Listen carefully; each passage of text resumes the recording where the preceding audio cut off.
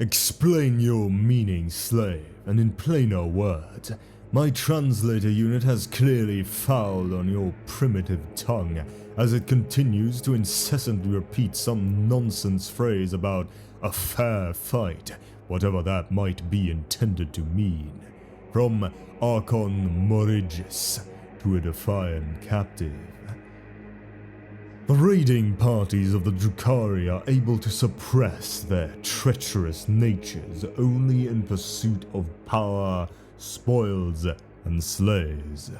When the cabals of Commorragh gather in large numbers, they darken the skies of unsuspecting worlds with their razor-edged anti-gravity craft and fall upon the unwary populations of the galaxy with extraordinary speed and their characteristic sadism.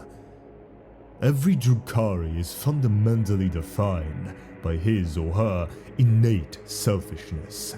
Personal power, the pursuit of comfort, and the gratification of their dark desires are the only things which truly hold value for them. They take no pride in the achievements of others within their species, and measure every endeavor's worth in how it contributes to their own self-interest. The need for survival in a hostile galaxy is the only thing that bonds them together as a species, and thus, even in combat, they are not normally inclined to cooperate with one another beyond the bare minimum required. Yet, on occasion, an opportunity may present itself that even the greatest of the Archons is forced to admit cannot be seized by a single cabal acting alone. This could be an Imperial hive world whose teeming masses of humanity are ready to be culled, an Asuriani craft world drifting unpowered and vulnerable to a slave raid, or a newly discovered intelligent alien species unaware of the dangers which haunt the galaxy. Such targets represent more than a single witch cult or cabal could hope to assault on its own without suffering crippling losses. But the potential rewards are so great that they prove willing to share the spoils with others within the Dark City.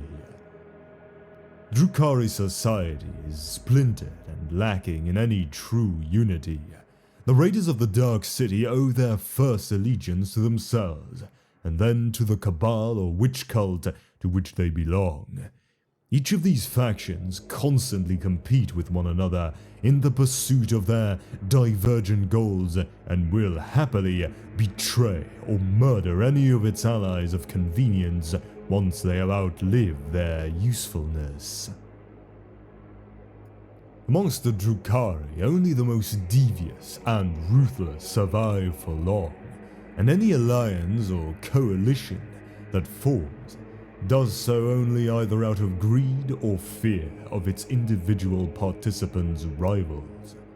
The lure of thousands of souls to be enslaved and tortured, and immense amounts of wealth to be plundered, can draw them together to face a large or very well defended target.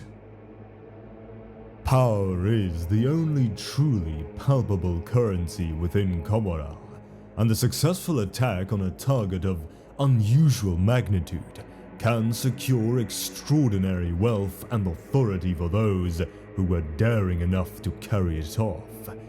At the same time, no self-respecting Archon or succubus would willingly stand by while his or her rivals benefit from such a cooperative venture.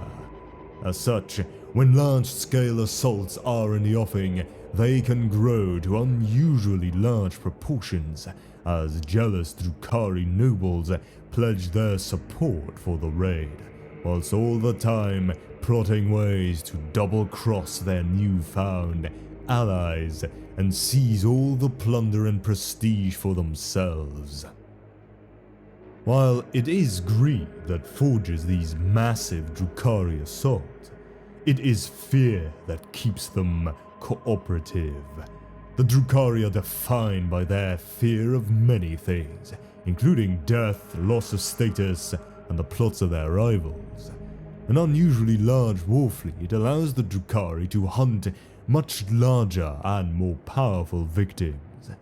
However, just as a raid that earns victory returns with great wealth and the envy of all Commodore, a failed raid will lead to a loss of standing amongst the participants and possible enslavement by their rivals, who will immediately move to capitalize upon the raid leader's perceived weakness. By involving all of one's rivals in the attack, the risk of failure can be shared by all. Additionally, the nature of Commodore's vicious politics means that when a Drukhari faction seeks to move against its rivals, the blow needs to be decisive, overwhelming, and completely successful. Any less will result in the unleashing of civil strife that will see entire cabals and witch cults destroyed, thousands murdered amongst the spires of the Dark City, and slavery and torture for almost all as the enemies of both sides seize their own advantage. Because of these terrible risks, the fear of these consequences keeps most of the double dealing and treachery within a large war fleet to a minimum, until the participants return with their spoils to Commodore, of course. Every weapon your prey wields can be turned against them, given sufficient application of wit. From Archon Drakarth Zuskul. The strike forces of the Drukhari, despite consisting of treacherous and scheming murderers, work like well-tuned machines upon the battlefield. Raids are planned in meticulous detail by the Archons and Succubi that lead them, and hidden routes through the webway are opened in readiness for the assault. Only the most capable are recruited for each real space raid, which is why Drukhari warriors are such determined opponents, and why their bitter rivalries are set aside during battle. Working in concert ensures that not only is the greatest amount of punishment inflicted upon real space, but also that the maximum number of victims can be taken back to Commodore. Vendettas are revisited only once the captives are divided, for above all, the Dark City requires a steady intake of fresh souls. The Cabals regularly launch piratical invasions, so there is much to be gained from being part of such an organization. The thrill of hunting lesser mortals, the chance to personally capture new slaves, but most importantly, the revitalizing feast of unbridled destruction at a hunt's end. Upon the Cabal's return to Commodore, thousands of captives will be traded as currency, put to work in hellish depths of the weapon shops, rendered down in flesh-throughs, or tormented unto death, their demise drawn out so that their captors can gain the greatest amount of sustenance from their misery.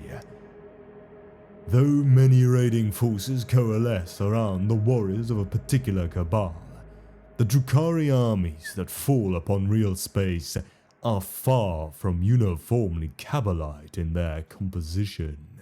The witch cults who entertain Commodite society with their nightly displays of ultra-violence are powerful military organizations in their own right.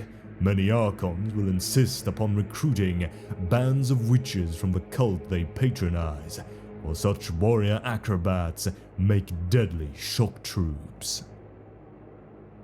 Similarly, the vile homunculus covens that lurk in the bowels of Commodore have standing armies of their own. These shambling hordes of flesh-twisted nightmares are often purchased to bulk out a raid with frightening and resilient warriors, or else accompany their leering creators as bodyguards and assistants both.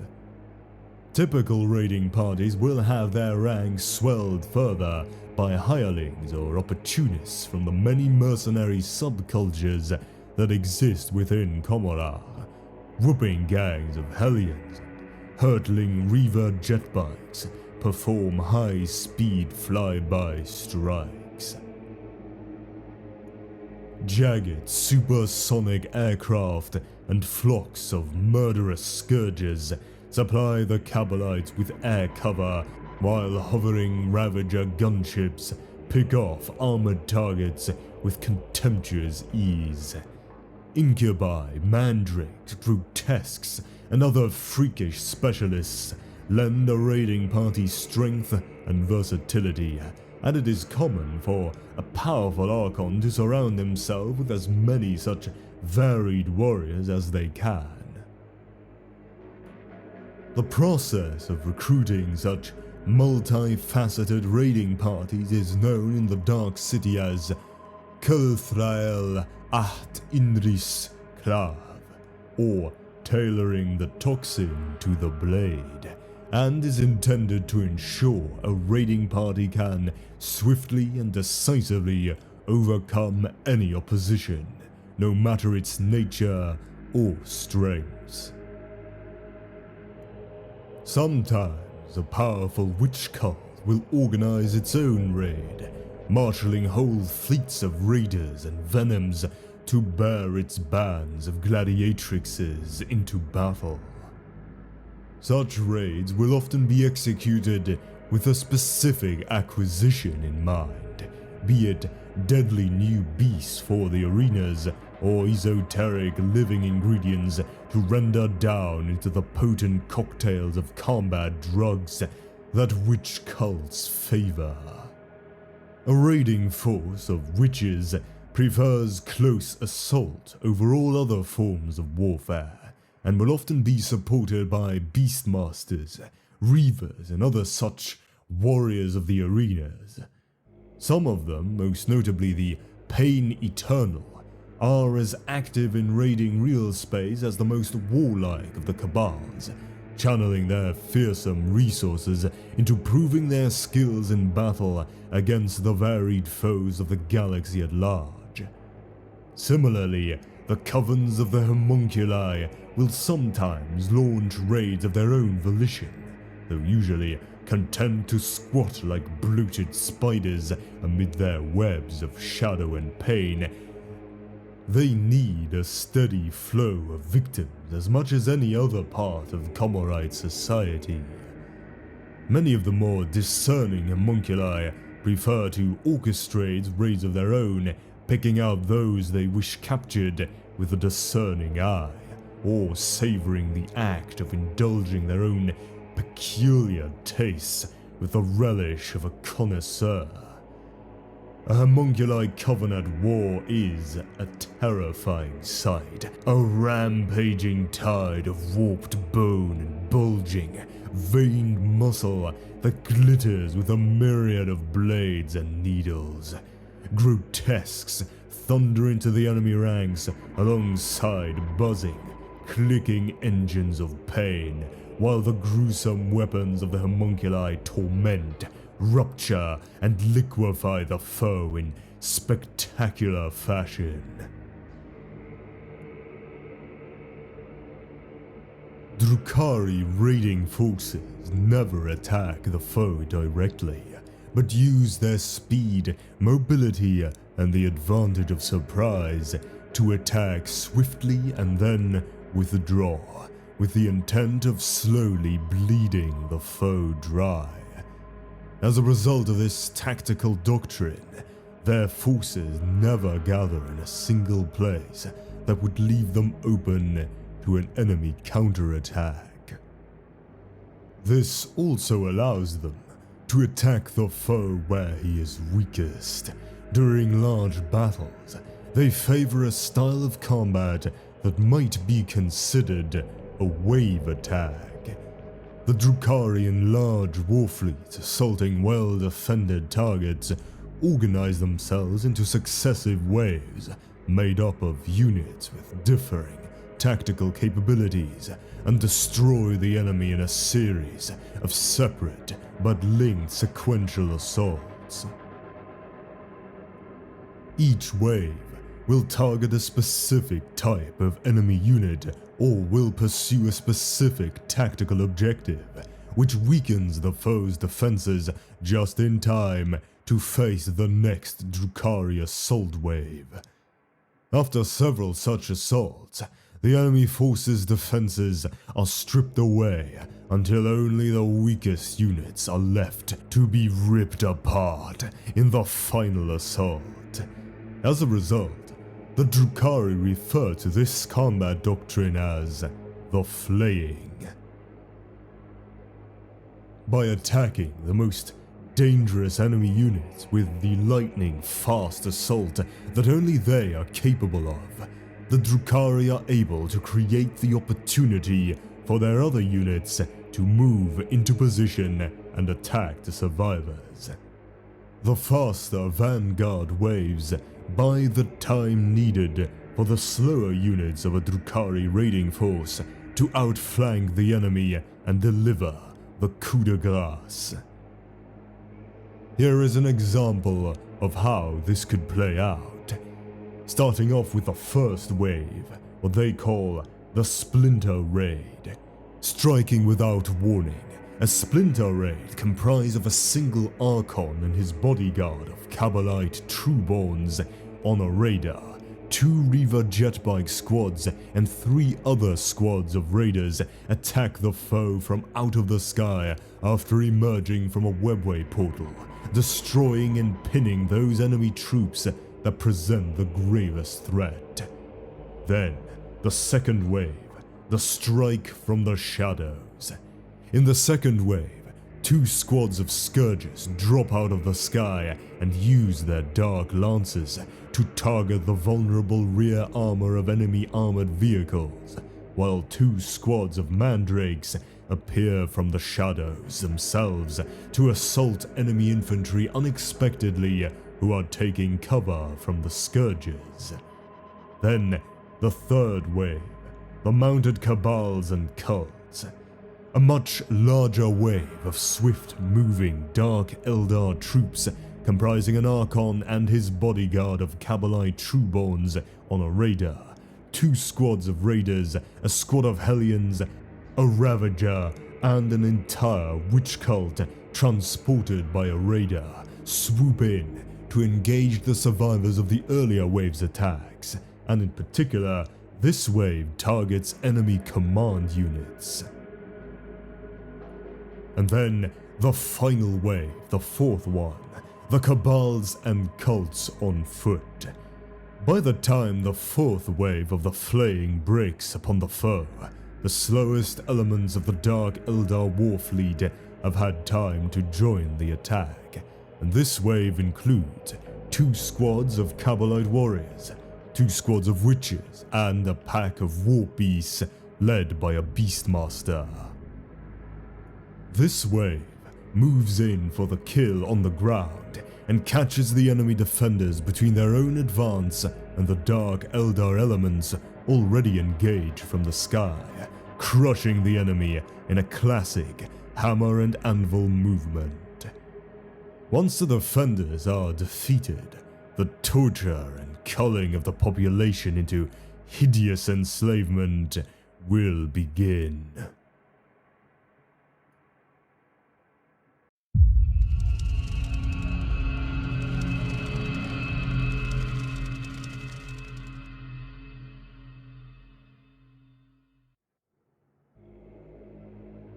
Fiercely intelligent and devious to a fault, Drukhari revel in pain, feeding upon the suffering and anguish of others.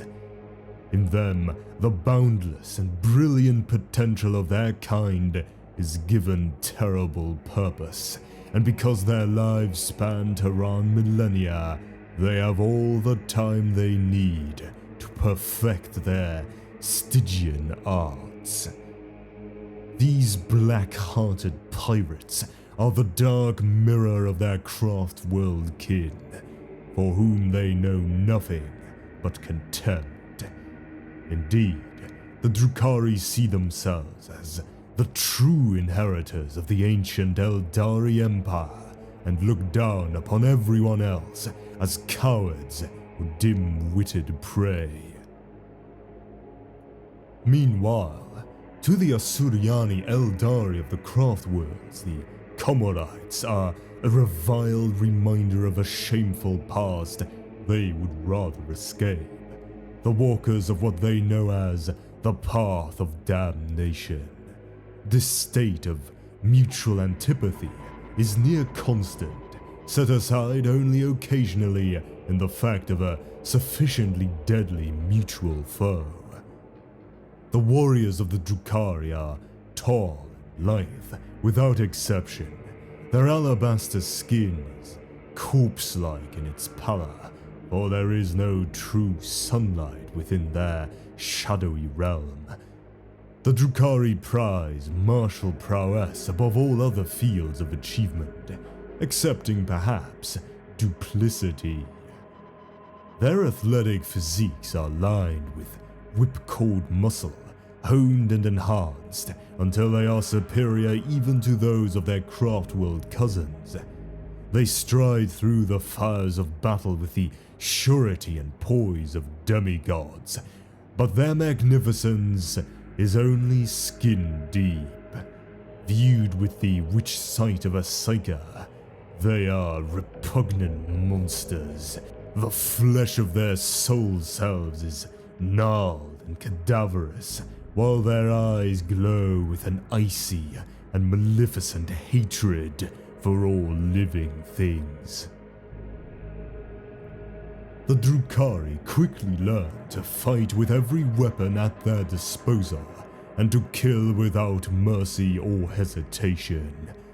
To do any less would lead them to a swift death, for amongst the entire Drukhari people, there is not a single shred of compassion or mercy.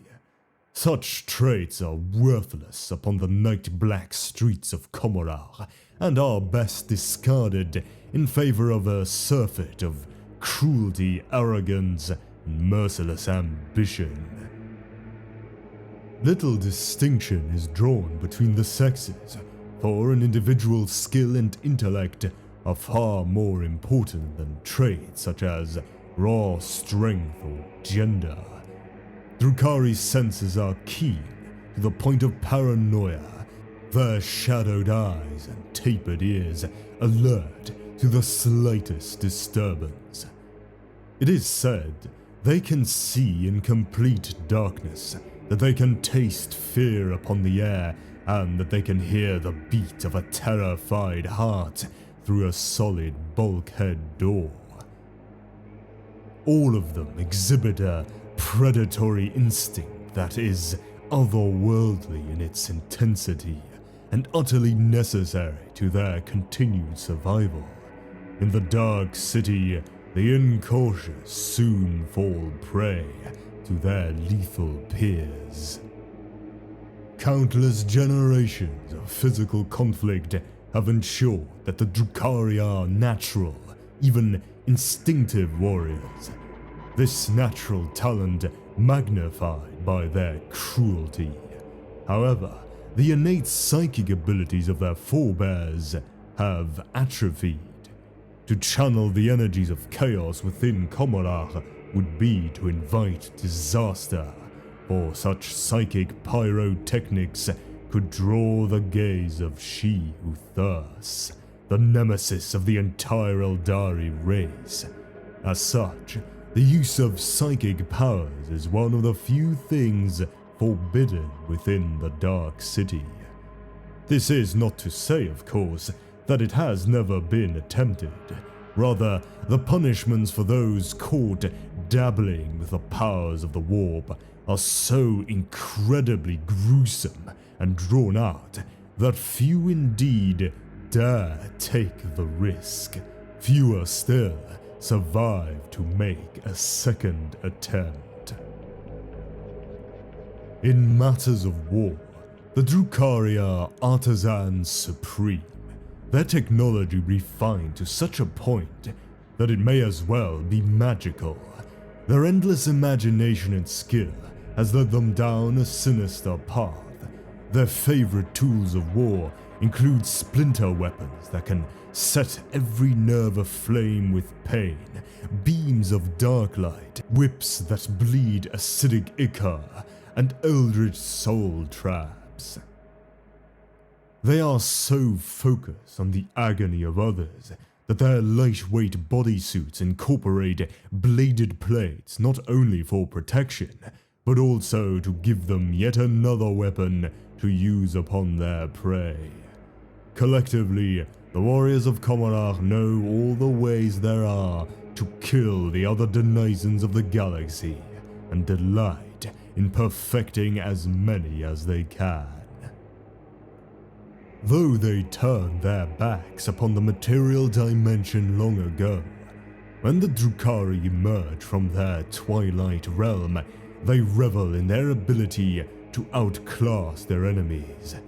They rarely sully their tongues with the grunting languages of the lesser races, using translator technology on the occasions that communication is unavoidable. The warrior cabals strike swiftly and without warning from portals opened within the labyrinth dimension of the webway, only to disappear like ghosts when enemy resistance becomes too severe. Their piratical raids attack from above, whole armies screaming into the midst of the foe aboard a baroque gravecraft, before leaping down to experience the slaughter firsthand. Sprays of arterial blood and explosively dismembered corpses mark their passage. The laughter of these merciless warriors, the last thing their victims will hear. To the Drukhari, the sweet fruit of horror is as pleasing as the caress of a razored blade across soft flesh. They relish breaking the bodies of their captives, but prize even more highly the crushing of their spirit, for nothing is more gratifying to a Drukhari than securing utter dominion over one who has resisted them. They drink in every nuance of woe until their captives gibber and plead for death, a mercy they are famously slow to grant. Even this is not a release for some, for the foul Drukhari homunculi hold the power of life and death in their claws. Many captives, when too broken to provide further sport, will be rent and reshaped into undying trophies or even grotesque items of jewelry or furniture. More than one homunculi's lair has sported a moaning, twitching throne fashioned from the remains of his favorite victims. Other unfortunates are rendered down, their final fate to be imbibed as an elixir or narcotic by the monstrous beings who stole their lives. The strike forces of the Drukhari, despite their own treacherous natures, are well-honed machines in combat. Raids are planned meticulously by the archons and succubi that lead them, and hidden routes through the webway are opened in readiness for the attack. Only the most capable Drukhari warriors are recruited for each incursion into real space, for to fail in such an invasion is to bring one's own entire cabal that much closer to annihilation in the Byzantine politics of Commodore. Working together ensures that not only is the greatest amount of suffering inflicted upon the forces of real space, but also that the greatest number of victims can be taken back to the Dark City. Personal vendettas are engaged once more only after all of the captives have been divided, for over all other things, the Drukhari must have fresh souls to keep themselves from the clutches of she who thirsts. The Cabals regularly launch fresh piratical raids into real space, and there is much to be gained for an individual Drukhari for being part of such an effort. The thrill of hunting the lesser mortals of the universe, the chance to personally capture new slaves, which adds to their personal wealth, and the joy of unbridled destruction for its own sake. Over time, the Drukhari begin to suffer more and more from the thirst. They develop an all-consuming, ever-increasing need to drink the psychic emanations of anguish and horror emitted by the souls of other beings. It is postulated that the cause of this is the Chaos God Slaanesh, the great enemy of the Eldari, who leeches the soul essence of the Drukhari while they still live because of their pursuit of the hedonistic and sadistic activities that strengthen the power of the Dark Prince. Drukhari drink the dark emotions released by the souls of other sentient beings to stave off this leeching, perhaps by sating the thirst of Slaanesh, or perhaps by replenishing the essence of their own souls with that of the consumed one. Slaanesh will also consume the souls of Drukhari whole, should they die. They are long-lived, but not immortal. Drinking souls has a rejuvenating effect that reverses aging. Thus, they need not fear falling into the clutches of Slaanesh due to the death from old age, if they have a constant supply of souls, of course. The usual source of these souls are those of the many captives taken as slaves during their raids. Naturally born Drukhari are rare, due to the long gestation period of the Eldari infant. The ones that are naturally birthed from their mother's wombs, known as trueborns, are often very privileged in their society because of the circumstances of their birth, and many are the descendants of the ancient Drukhari noble families. As such, they are arrogant and see themselves as far better than the majority of their kind, who are born in amniotic gestation tubes and whom the trueborn call the half-born. Due to the constant and high death among Drukhari as a result of their vicious and amoral culture, creating new Drukhari using in vitro fertilization is necessary to maintain Komarar's large population. Most half-borns serve as slaves and manual laborers unless they can find another way to climb the Dark City's strict societal hierarchy. Due to this prejudice, the trueborn often gather only in squads of other trueborn within the Cabals and serve as the elite Cabalite warriors that escort their Cabal's Archon into battle and serves as his most elite unit of warriors. Trueborns usually sport many more advanced weapons than their fellow warriors, such as the Shard Carbine, a Drukhari weapon design that hybridizes the Splinter Rifle and the Splinter Cannon and possesses a shorter range than either. Trueborn also often make use of Dark Lancers and Splinter Cannons, as well as blasters and shredders.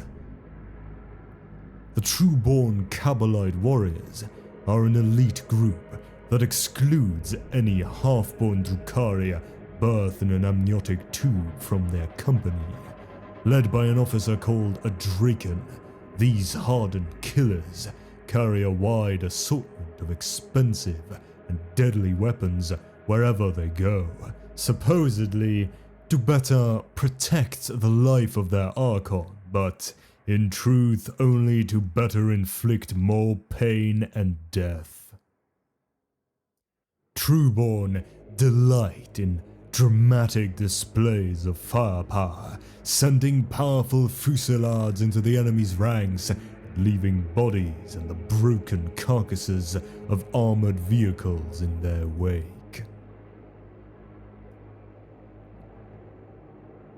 As far as the Drukhari are concerned, the Eldari gods died in the fall, and they despised them for it. That the gods had become so weak that they could be consumed by the ascendancy of Slaanesh indicates that they never deserved to exist in the first place.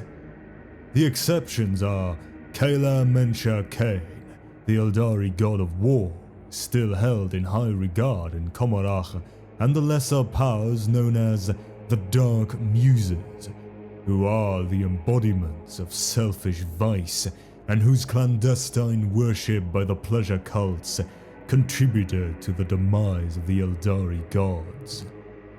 The Dark Muses are truly powerful Drukhari from ages past who have essentially become folkloric figures of reverence, much like the Imperial cult saints.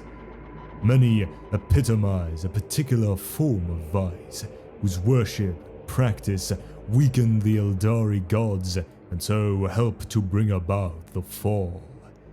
Favored by assassins and murderers is the Dark Muse Shaimesh, the Lord of Poisons, the treacherous brother of Saim-Han, the Cosmic Serpent.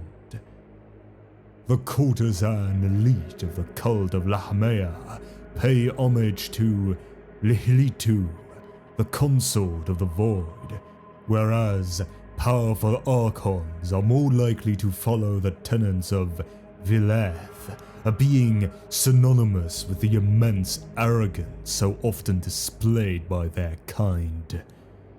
Before they enter combat, many traditionalist witch cults invoke the Red Crone Hecate, or make sacrifices to Kraleh, Mistress of Blades. It is believed by many Drukhari that their current supreme overlord Asdrubal Vecht of the Cabal of the Black Heart may one day join the ranks of the Dark Muses, though given his ability to cheat death again and again, this may be an honor long in the coming. I will now go into a bit more detail, starting off with Shaimesh, the Lord of Poisons. The Lord of Poisons is the treacherous brother of Saim-Han, the Cosmic Serpent, for whom the craft world Saim-Han was named. Shaimesh is the patron of all Drukhari assassins and murderers. The homunculi covens of Comarach consider themselves the practitioners of the black arts of Shaimesh. Then Lihlitu, the consort of the Void. The consort of the Void's worshippers comprise a mysterious sisterhood who are desired by powerful Archons to serve as courtesans in their courts. These Lahmaeans are renowned in Comarach for being both imaginative lovers and exceptional poisoners. They descend from the cult of Lahmea, whose courtesan elite also worship Lihlitu and gain their knowledge of poisons from Shaimesh. Then Vileth. Vileth is a being synonymous with the immense arrogance so often displayed by the Drukhari, and is particularly popular as an ideal to which many Drukhari Archons aspire. The Scions of Vileth, also known as the best aerial hunters of the Drukhari, piloting aircraft such as razor-wing jet fighters and Void Raven bombers. These Drukhari pilots will sometimes form mercenary aerial squadrons that will work for Cabal's witch cults and the homunculi of the Dark City. Then Hecate, the Red Crone. Many traditionalist witch cults always invoke the favor of this legendary witch before they enter any battle. Then Kale, the Mistress of Blades.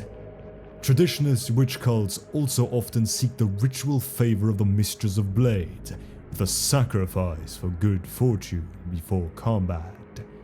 And Yeneth. Yeneth is known to be a dark muse, particularly revered by the Cabal of the Onyx Scar. It searches for her ashes in the warp rift known as the Screaming Vortex in the Segmentum Obscurus, where they are rumored to be held in a chalice on the pirate-held world of Sackgrave.